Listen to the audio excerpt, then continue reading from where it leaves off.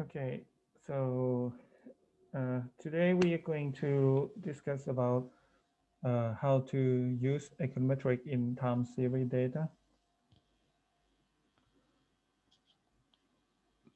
So the first one, we will learn about what is the time series data is and what define the stationary and non-stationary type. So basically, the time series model it's the same as the cross-sectional data model, but instead we use the t here to know for time difference. The unique character of the time series analysis, which is different from the cross-section one, is that we have a dynamic relation. There's a three type of a dynamic relationship. The first one is that X could influence Y over time. So we see from the first equation here, we see that X at the time T, X at the time minus 1, which means lag 1 year. So the past 1 year of X can influence Y today. Then X T minus 2, it's the next 2 years of X could influence the Y today. The second dynamic relation is that Y by itself can also influence itself over time. So we will see that yt is the function of xt and then xt minus 1, which is the length of y by 1 year. And the last one is that not only that dependent and independent variable can influence over time, but also the error term. Here we see that the error term of the last year can also influence the error term by this year or this time. This one we call it serial correlation. So the in the data set we can see from here, we see that y in the 2018 is 4, so y t minus 1 in 2019 is 4. Okay, and it's in the same order for x and u. What we should notice for this type of estimation, so basically this is the assumption for estimating the least square. So we have linearity, we have random variable, we have perfect no correlation, linearity, we have zero mean condition, we have homoscedasticity, no zero correlation, and normality. So basically, before in the assumption two, we have only that we need to have a random variable or the random data. But because we use time series and the time series, the data cannot be generated from random sample because we have only one sample but many time. So then we create many observation. So if we cannot have the random, then at least it should be stationary random variable. The stationary here, it's defined by the average of the data must be constant. So the expectation of the yt equal to mu. And also the variance of the y must be constant. So in this case, the variance of yt equal to sigma square. So this is uh, one change of the assumption in the time series variable. And the second one, we have seen this already, but we are not really looking for it because it's only happen, it's quite happen in time series variable, which is the number 6. It's a no auto correlation or no serial correlation. This one explaining that the error term must not be correlated over time. So the covariance of ut and us must equal to 0. So basically, this is two main assumptions that we need to look for. So the first one, we look for the serial correlation. Um, why we not look at the stationary? Stationary is a little bit more difficult, and serial correlation it's not harming the consistency of the OLS estimation. It's influence the efficiency. So this is easier to solve. So we will study on how what is the serial correlation, how do we detect it, and how can we solve it. So as I mentioned, serial correlation is the assumption number 6. So basically it's like this. The serial correlation for the first order, it's that the error term influence itself over time. So in this case, the first order mean 1 year. 1 year mean that ut is equal to the ut minus 1 and then multiply to its correlation. Its correlation low here. Okay. So the error itself can influence itself over time. So if its correlation is greater than 0, then mean the error term would have influenced itself, and it will have the problem in calculating the standard error of the equation. So the serial correlation not only stick for the 1 year or the first order. Serial correlation can influence by many years. So in this case, we will see that the lag 1 year, lag 2 year until lag k.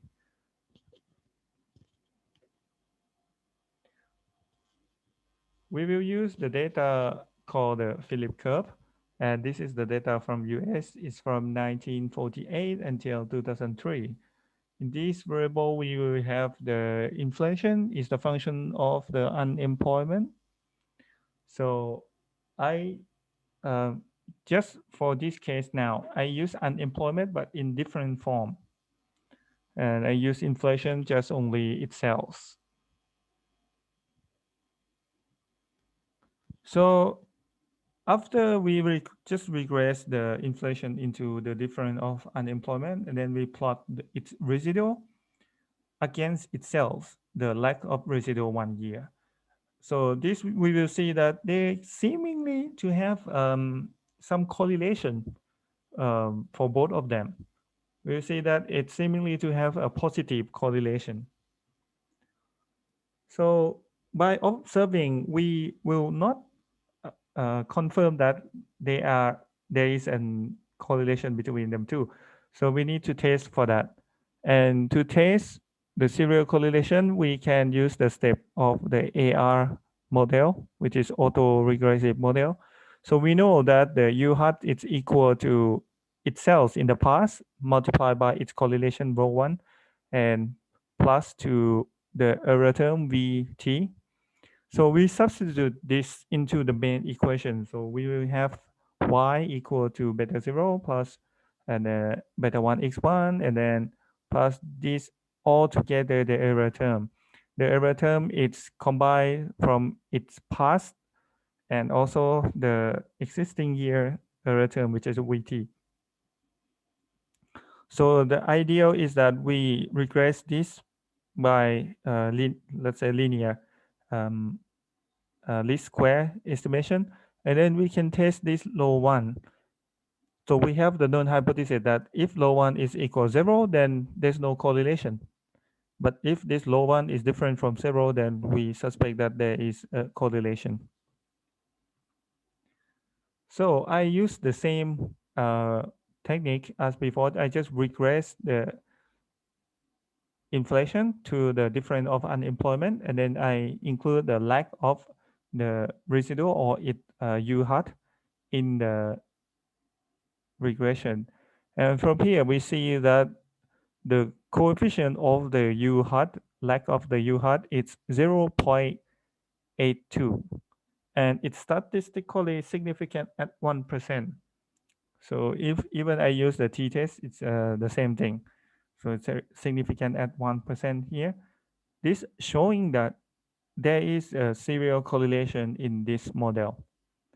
So the low one or the correlation between U hat and U hat lag 1 year, it's 0.82, which can say that the current current residual, current UT has an element of the last year UT by 82%.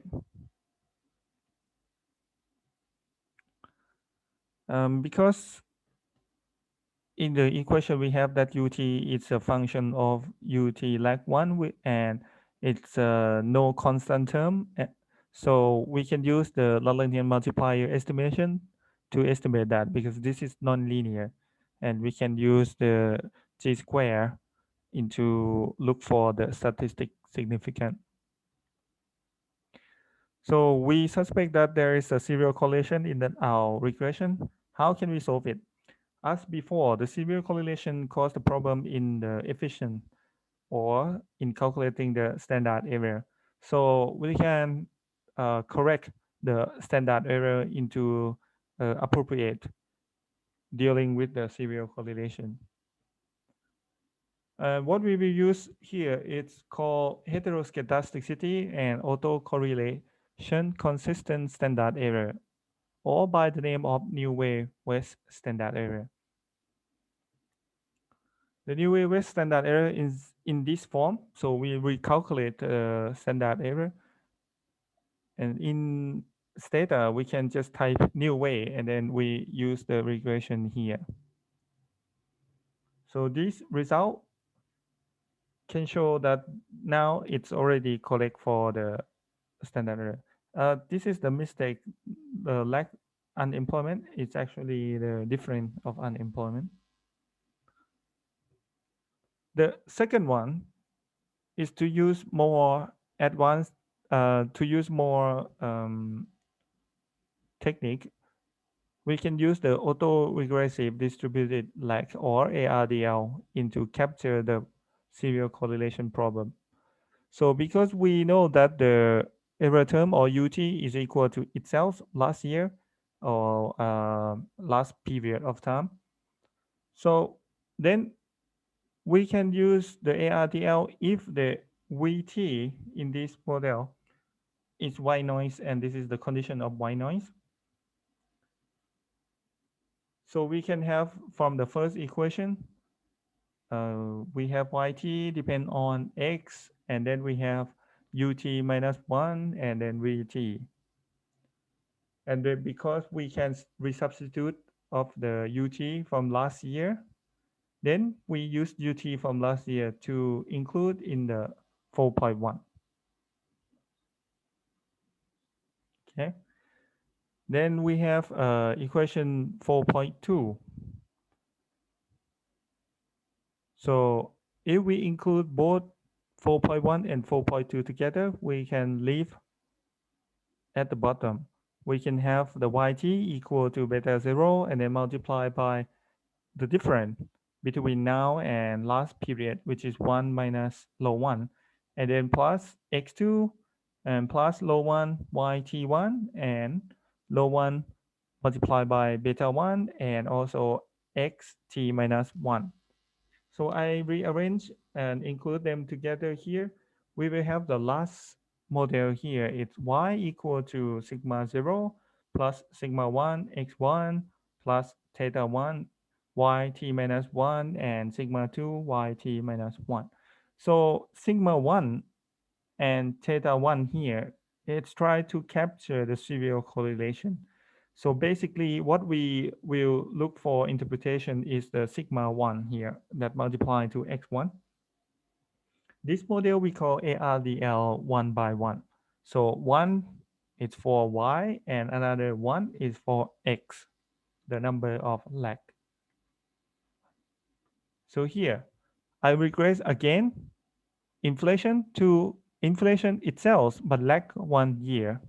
Okay, then I regress to the different 1 year of unemployment and then lag 1 year of the different unemployment at the bottom. So we will now the estimation, it's capture the serial correlation, and we can interpret the difference of unemployment that if the different unemployment change by 1 unit, then inflation will reduce by 0. Minus 0.33. but here it's not statistically significant. ARDL, we can use its many legs, so we can include the legs of Y and legs of T in number of way, but it depends on if we detect the serial correlation on how many legs or how many AR it is. So if there's a 3 AR, then we can include like 3P and 3Q in this. So we can include many things. So how can we pick which one is good? We can use AIC or BIC into selecting it. So this is AIC and this is BIC or HC into calculation. So after regression, we can calculate AIC and SC. So basically for this model, AIC is 1.3 and this model AIC is 1.3 again, but 1.302. This one is 1.309. So here we use that ARDL 1 by 1, and this is only ARDL 1 by 0. So comparing these two, so if the AIC or SE, it's which model have a lower, then we should select that model. So comparing these two, we will see that this one is 1.309 and this one is 1.302. It's slightly different actually, but from if asked what should we select, we should select that this second model because the AIC is lower. Okay, or we can look for the HC as well. Okay, that's it for this video. Thank you.